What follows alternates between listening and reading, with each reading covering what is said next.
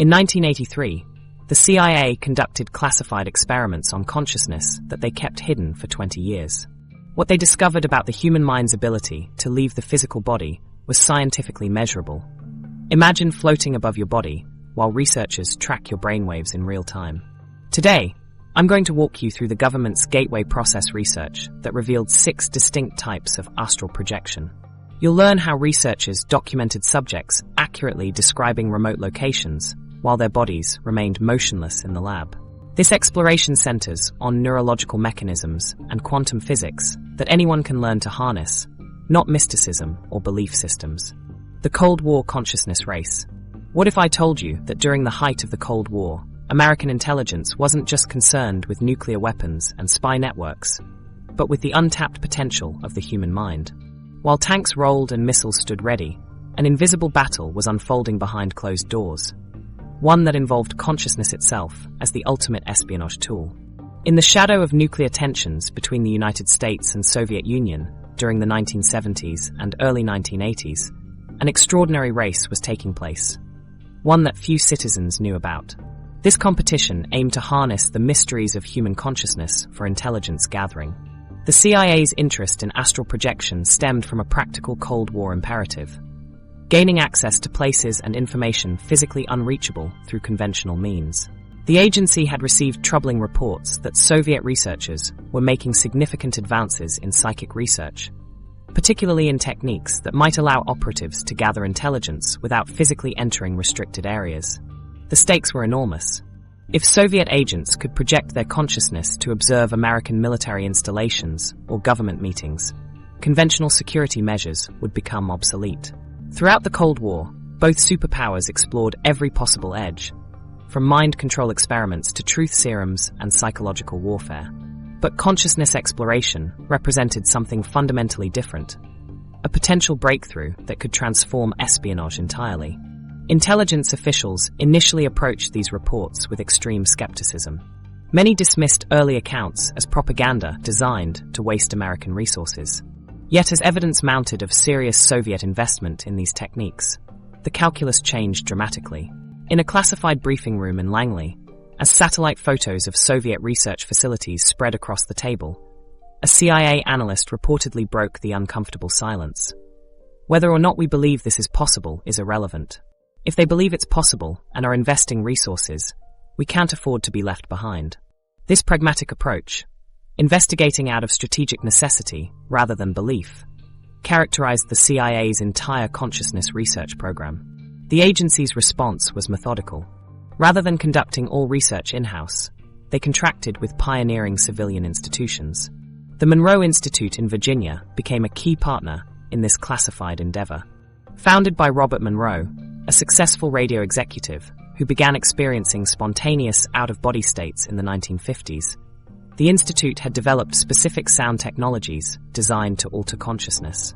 Monroe's work centered on using varying sound frequencies to synchronize the brain's hemispheres, potentially facilitating out-of-body experiences.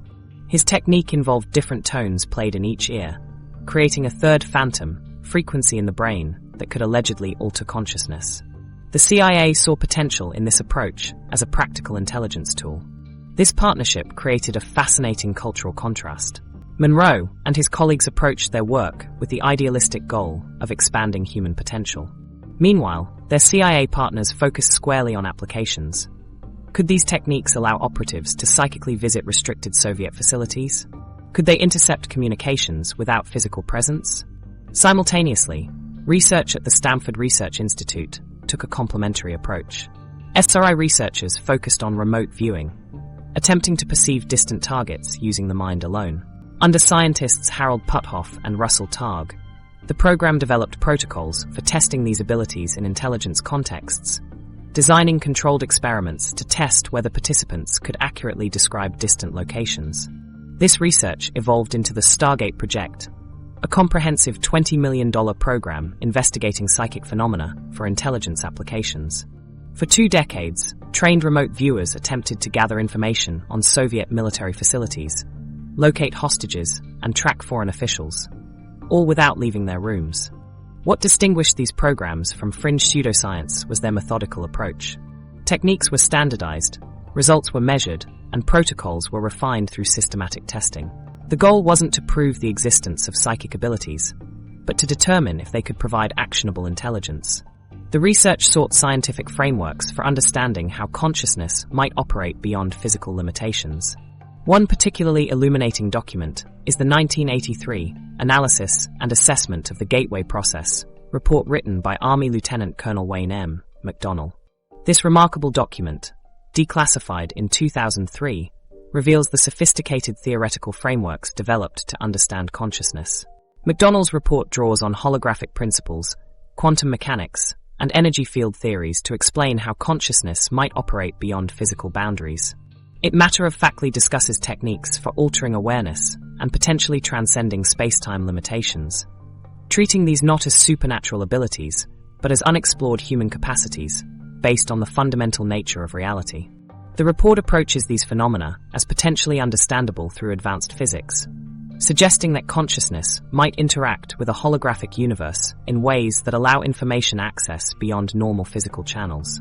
This approach, seeking scientific explanations rather than mystical ones, characterized the entire research program. For decades, these programs operated in complete secrecy.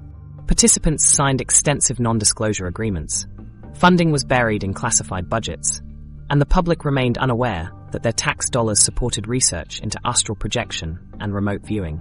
The secrecy protected against both Soviet intelligence and public scrutiny of programs many would consider wasteful. It wasn't until 2003 that key documents were finally declassified, revealing the extent of these programs. The declassification came after the Stargate project was terminated in 1995, when evaluators concluded that while some results seemed promising, remote viewers had failed to consistently produce actionable intelligence. The question remains, what did these programs actually discover about human consciousness? Could the mind truly operate beyond physical limitations?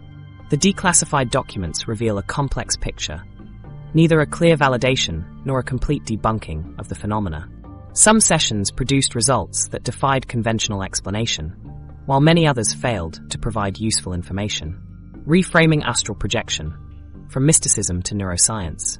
The declassified documents present ambiguities, but in laboratories and research facilities across the world, a scientific revolution was quietly unfolding. What if the experience of consciousness leaving the body wasn't supernatural at all, but rather a specific neurological state that could be measured, mapped, and even deliberately induced?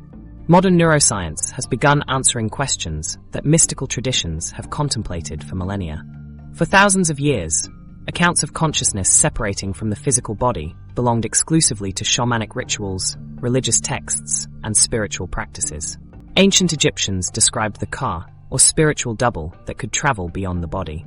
Tibetan Buddhists developed elaborate practices for conscious dying and transferring awareness.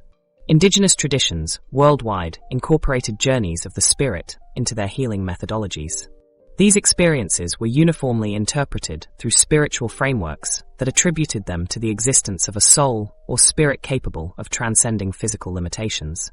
When scientists eventually turned their brain scanners toward people experiencing these states, a bridge formed between ancient wisdom and modern technology. The temporoparietal junction, where the temporal and parietal lobes meet, displayed activity patterns that challenged conventional neuroscience. This region plays a crucial role in how we perceive ourselves in physical space and integrate sensory information about our bodily position. When this junction's normal functioning is disrupted, similar to how a computer glitch might scramble coordinates in a virtual reality system, people report floating above their bodies or existing apart from them entirely. This neurological discovery created immediate tension. The scientific establishment viewed these findings with skepticism, reluctant to acknowledge phenomena that challenged materialist assumptions about consciousness being exclusively brain-based. Researchers risked their professional reputations by pursuing these investigations. Meanwhile, spiritual communities often rejected neurological explanations as reductionist attempts to dismiss profound metaphysical experiences as mere brain malfunctions. The true innovation of this scientific approach was creating a bridge between subjective experience and objective measurement. Researchers could now observe the neural correlates of these extraordinary states without needing to accept or reject their metaphysical implications. The question transformed from, are these experiences real, to what's happening in the brain when these experiences occur? Advanced brain imaging technologies revolutionized this field. Electroencephalography, EEG, tracked electrical activity across the brain's surface in real time, while functional magnetic resonance imaging, fMRI, revealed which brain regions received increased blood flow during specific activities. These tools provided windows into the living brain during states previously accessible only through subjective reports. The results proved more nuanced than either skeptics or believers anticipated. Scientists discovered specific, reproducible patterns of neural activity associated with the subjective experience of leaving one's body. Moreover, they identified several distinct varieties of out-of-body experiences, each with its own neural signature. The classic floating experience shows different patterns than the full immersion projection, where consciousness seems to travel to distant locations, challenging the idea that all such experiences are identical manifestations. In a groundbreaking study, researchers triggered the sensation of leaving one's body by stimulating the temporoparietal junction with precise electrical pulses. Participants reported floating sensations and displacement of their sense of self, while their brains showed distinctive activity patterns on monitoring equipment. Concrete evidence that these experiences correspond to measurable neural events. This neurological approach made astral projection accessible to scientific inquiry without dismissing the subjective reality of the experiences. Researchers began treating them as genuine neurological events with measurable properties, experiences as real as dreams, emotions, or memories. The CIA's interest in these phenomena, as revealed in the Gateway report, becomes more comprehensible in this context. Lieutenant Colonel Wayne M. McDonnell's analysis described the Gateway experience as a training system designed to bring enhanced strength, focus, and coherence to the amplitude of brainwave output between the left and right hemispheres, so as to alter consciousness, moving it outside the physical sphere, so as to ultimately escape even the restrictions of space and time. This framing reimagined what had been considered supernatural as potentially accessible through specific neural mechanisms. The scientific approach created a testable framework. If out-of-body experiences correspond to specific brain states, those states could be deliberately induced through proper training and techniques. The participant could potentially gain access to the various levels of intuitive knowledge which the universe offers through structured neurological training rather than mystical initiation.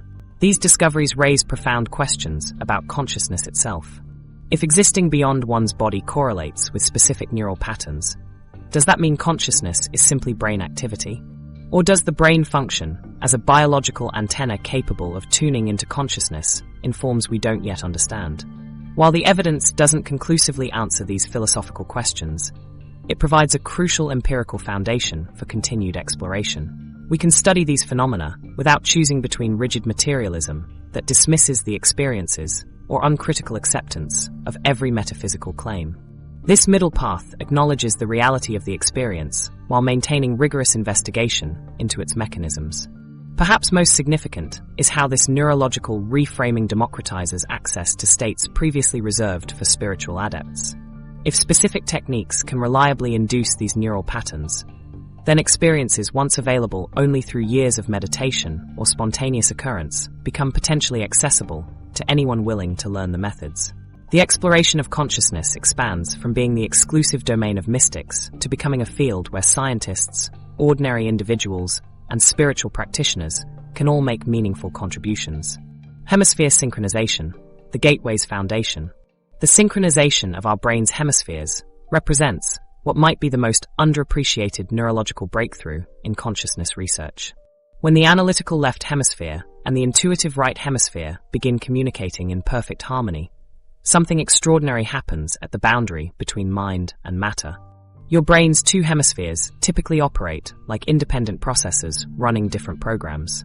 The left hemisphere excels at language, logic, and sequential thinking, breaking information down into manageable parts and analyzing them step by step.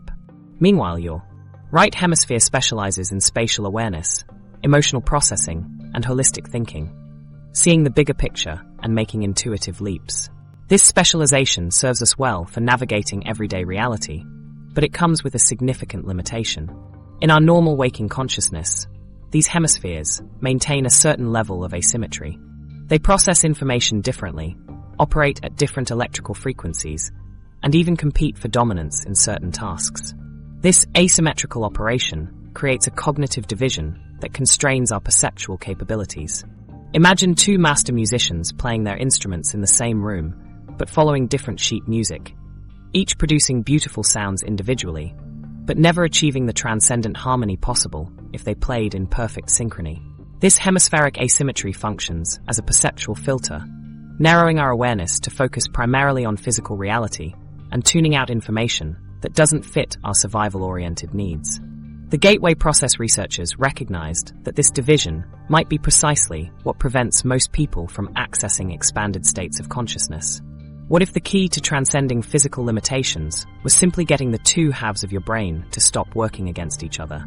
At the core of the gateway process lies a revolutionary technology called Hemi-Sync, designed specifically to address this hemispheric division. Rather than requiring years of meditation to achieve states of expanded awareness, Hemi-Sync uses precisely calibrated sound patterns to guide the brain into states of hemispheric coherence. This audio guidance system works through a principle called frequency following response, where brainwaves naturally tend to align with external rhythmic stimuli. The moment of Hemi-Sync's development marked a turning point in consciousness exploration. Previously, achieving deep meditative states required decades of disciplined practice. But researchers discovered a shortcut through sound, specifically through binaural beats. When your left ear receives a tone at 300 Hz and your right ear simultaneously receives a tone at 310 Hz, your brain creates a phantom beat frequency of 10 Hz, the mathematical difference between the two original frequencies. This phantom beat isn't an actual sound wave, but rather an electrical response generated within the brain itself. Your brain then begins to synchronize its natural electrical patterns to match this phantom frequency, a process called brainwave entrainment. The corpus callosum, that thick bundle of over 200 million nerve fibers connecting your brain's hemispheres, serves as the superhighway for this synchronization. When stimulated through binaural beats, it facilitates a dramatically enhanced information exchange between the hemispheres.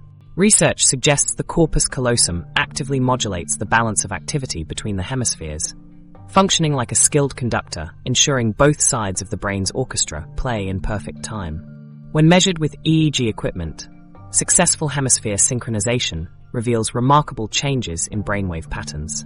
Both hemispheres begin producing coherent wave patterns across different frequency bands, alpha, theta, delta, with improved neural connectivity yielding tangible benefits, enhanced information processing, faster reaction times, and greater cognitive flexibility. Most significantly, it creates the neurological conditions necessary for consciousness to potentially operate beyond physical limitations. The CIA's Declassified Gateway Report explains this transformation in striking terms. When both hemispheres operate at identical frequencies, the brain generates a coherent electromagnetic field that's qualitatively different from our normal fragmented consciousness. This unified field creates what researchers described as an altered state in which the normally partitioned segments of consciousness are integrated into a larger whole. In practical terms, the boundaries between conscious, subconscious, and perhaps even superconscious awareness begin to dissolve. This dissolution of boundaries appears to be the neurological basis for consciousness expansion.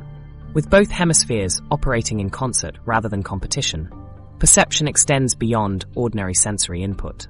The analytical left brain no longer dismisses the intuitive right brain's insights, creating a more comprehensive, integrated form of awareness that remains lucid even as it extends beyond normal parameters. Electromagnetic measuring devices can detect these changes. During successful hemisphere synchronization, the brain produces measurably different patterns of electrical activity, with increased amplitude and coherence across regions that normally don't communicate efficiently. These patterns create what some researchers have described as a quantum field effect, a unified electromagnetic signature that might interact with the underlying energy fields that quantum physics suggests permeate all existence. This electromagnetic coherence may explain why synchronized brain states facilitate experiences of consciousness beyond the body. Brain coherence might allow consciousness to tune in to information beyond ordinary physical limitations, resonating with the quantum information field that modern physics suggests underlies all reality. The gateway process mapped distinct states of awareness that emerge as hemisphere synchronization deepens. Initially, practitioners report enhanced sensory perception. Colors appear more vivid, sounds more distinct. As synchronization deepens, awareness can extend beyond immediate surroundings. At the deepest levels, practitioners consistently report the sensation of consciousness completely separating from physical awareness. The core experience of astral projection, following predictable stages as brain coherence increases. The 6 focus levels, mapping consciousness. What if the vibrations and shift in self-location you experience were just the first steps on a precisely mapped journey through consciousness itself? Unlike ancient mystical traditions that described these states in poetic or abstract terms, the gateway process researchers discovered something remarkable: a comprehensive cartography of awareness with distinct, measurable levels that anyone could learn to navigate with practice. These weren't just philosophical constructs, but documented states with specific entry and exit points, like doorways between different realms of perception. For thousands of years, humans have stumbled upon these altered states randomly through meditation, near-death experiences, or spontaneous occurrences. Monks spent decades in mountain retreats trying to consistently access these realms. But the CIA's research team approached this terrain with scientific precision, systematically documenting what they called focus levels, specific bands of consciousness that could be reliably induced and navigated through proper training. Focus 10, aptly named mind awake, body asleep, serves as the crucial entry point into this expanding awareness. In this foundational state, your physical awareness diminishes while your mental alertness remains fully intact. Your body enters a profound relaxation, approaching the lucid dream state, where your mind concentrates on internal events with greater perceptual focus than normal waking consciousness allows. If you've ever been on the edge of sleep while maintaining clear awareness, that fleeting moment before dreams begin, you've briefly touched this state. Gateway training allows you to stabilize and explore this threshold deliberately. This first level creates the neurological conditions necessary for further expansion. Your body becomes increasingly difficult to sense while your mind remains crystal clear. Practitioners describe a sensation as if their awareness has shifted from being in their body to being slightly above or beside it, while still maintaining connection. This represents a loosening of the tight knot between consciousness and physical form. As you stabilize in Focus 10, the gateway to Focus 12 begins to open. This second level, called expanded awareness, extends perception beyond immediate surroundings. You begin accessing intuitive information that would normally remain below the threshold of conscious awareness. The CIA documents describe this state as characterized by a heightening or expansion of the mind and body, along with a strong sense of vibration or a charged feeling. Focus 12 is where the boundaries between internal and external worlds start to blur. Information appears in your awareness that seems to come from beyond your physical senses.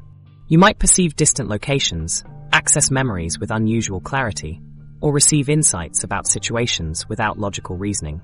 The gateway research indicates this is the level where practitioners begin meaningfully interacting with dimensions beyond physical reality and can enlist the assistance of their higher self. Robert, a gateway participant documented in the research files, described his progression through these levels. In Focus 10, I felt like I was floating slightly above myself, completely relaxed yet mentally alert. Moving into Focus 12, I suddenly became aware of information about my sister's health condition that I couldn't possibly have known, details later confirmed as accurate. As practice deepens, Focus 15 becomes accessible. Known as no time, this state represents a profound shift in how consciousness perceives reality. Temporal perception, our normal experience of past, present, and future as separate, completely dissolves. You exist in what the researchers called a perpetual now state, where all points in time seem accessible simultaneously. The report indicates that this level grows naturally out of a strong and stable Focus 12 and allows practitioners to access deep layers of the subconscious mind. The most significant threshold in the gateway process is Focus 21, appropriately called the bridge.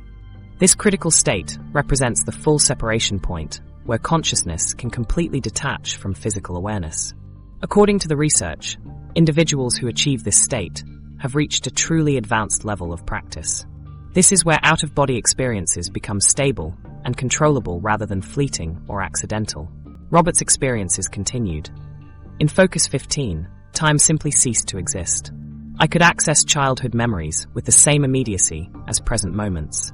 When I finally reached Focus 21, I found myself completely separated from my body, able to move through walls and observe remote locations with perfect clarity. The CIA documents also reference Focus 27 and beyond, though with less detail. These even more rarefied states involve complete separation and access to what they termed non-physical realms. The research suggested these advanced levels might allow contact with other conscious entities and information sources beyond conventional understanding. What makes these focus levels particularly significant is their correlation with measurable brainwave patterns. Each state creates a distinct neurological signature that corresponds with specific subjective experiences. These brainwave patterns aren't just laboratory curiosities.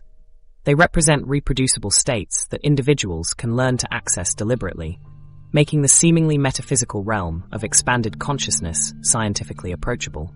The government's interest in these states wasn't philosophical, but practical. The report suggests that by accessing these altered states, individuals might gain access to information beyond the limitations of physical senses. Their goal was developing a core of psychic operatives who could gather intelligence by projecting consciousness to distant locations. While the classified nature of their findings limits complete disclosure, declassified documents confirm that subjects consistently reported verifiable information from locations they had never physically visited. The gateway process mapped consciousness with unprecedented precision. What ancient mystics described through symbolic language, these researchers documented through repeatable protocols and measurable neurological markers, creating a practical roadmap anyone could follow with proper training consciousness and dedication. While these measurable brainwave patterns aren't random fluctuations, they're precisely engineered states triggered by a technology the CIA considered powerful enough to classify for decades.